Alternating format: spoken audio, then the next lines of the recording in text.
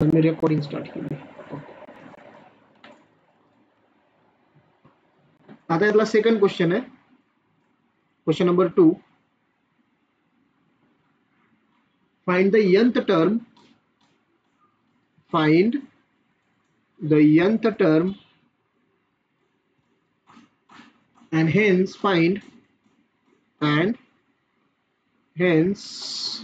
find eighth term of the following HPs. Eighth term of the following HPs. ठीक आहे, म्हणजे तुम्हाला काय करायचं आहे, nth टर्म फाइंड आउट करायची आहे आणि कोणती टर्म फाइंड आउट करायची आहे, एथ टर्म फाइंड आउट करायची आहे. आपल्याकडे फॉर्म्युले तेच आहे, कोणते, अरिथमॅटिक प्रोग्रेशनचे आपण फॉर्म्युले वापरणार आहे. ठीक आहे ना. सो फर्स्ट एक्झाम्पल दिलंय तुम्हाला याच्यामध्ये 1/2, 1/5, 1/8 and 1/11 ...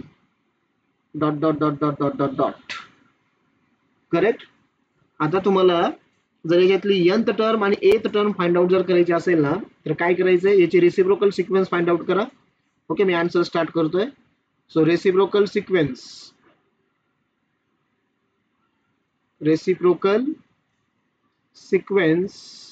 इज काय येईल, 2, 5, 8, 11 ... आर इन किंवा इज इन कशामध्ये आहे, राईट, इज इन एपी. आहे का एपी मध्ये, चेक करा. सो सगळ्यांचा डिफरन्स 3 3 चा येतोय, सो एपी मध्ये आहे. ओके, सो फर्स्ट टर्म किती आहे, 3 आहे, बरोबर. डिफरन्सला आपण डी ने दाखवतो, डी किती आहे, सॉरी फर्स्ट टर्म 2 आहे, एक्सट्रीमली सॉरी, फर्स्ट टर्म 2 आहे आणि डिफरन्स किती बघा, डिफरन्स 3 आहे, बरोबर. 2 आणि 5 मध्ये डिफरन्स 3 आहे. आता जर एपी मध्ये असतील, the sequence is in AP, then nth term काय येईल रे, therefore nth term in AP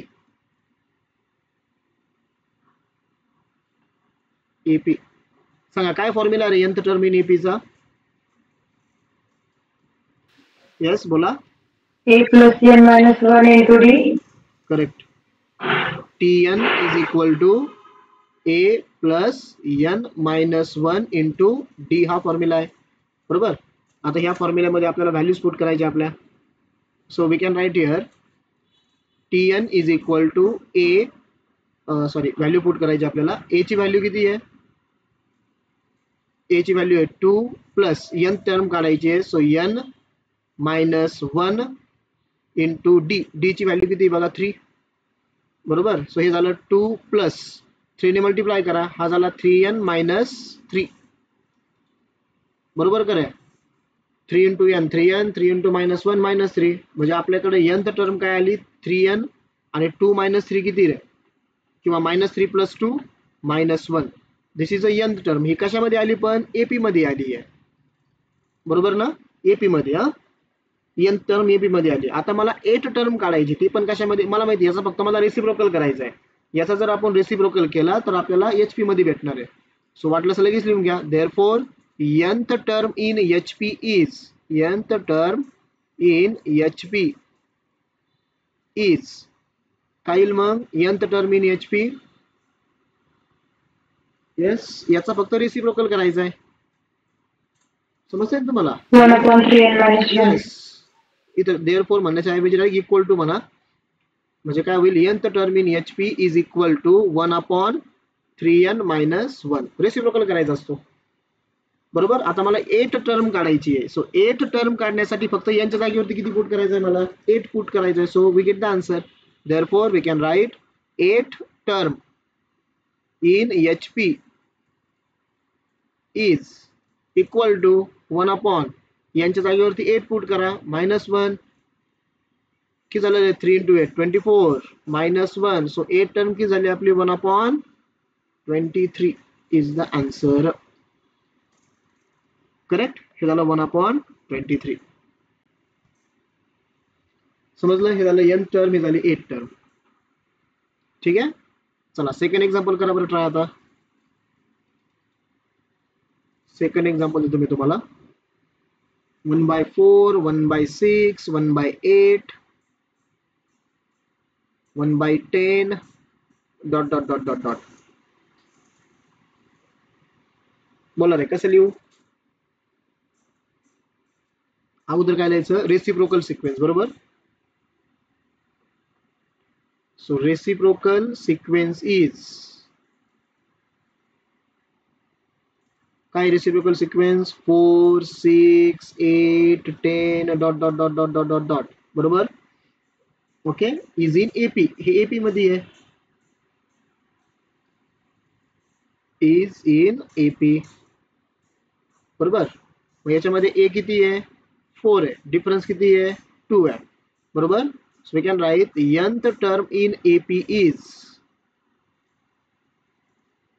so tn is equal to आपला फॉर्म्युला आहे A plus n minus 1 into D. So A ची व्हॅल्यू आहे 4 प्लस n मायनस 1, डिफरन्स आहे 2 चा, correct. So करा calculations. So we get here 4 plus 2 into n 2n minus 2 into 1 किती? 2. म्हणजे किती होईल रे हे? हा 2n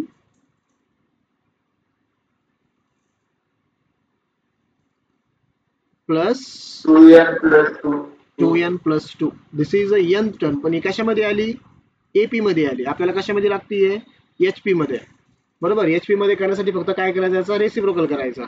so therefore we can write nth term in HP, बरोबर. nth term in HP is equal to 1/2n plus 2. आणि आता कोणती टर्म काढायची आपल्याला? 8th term. Therefore we can write 8th term in HP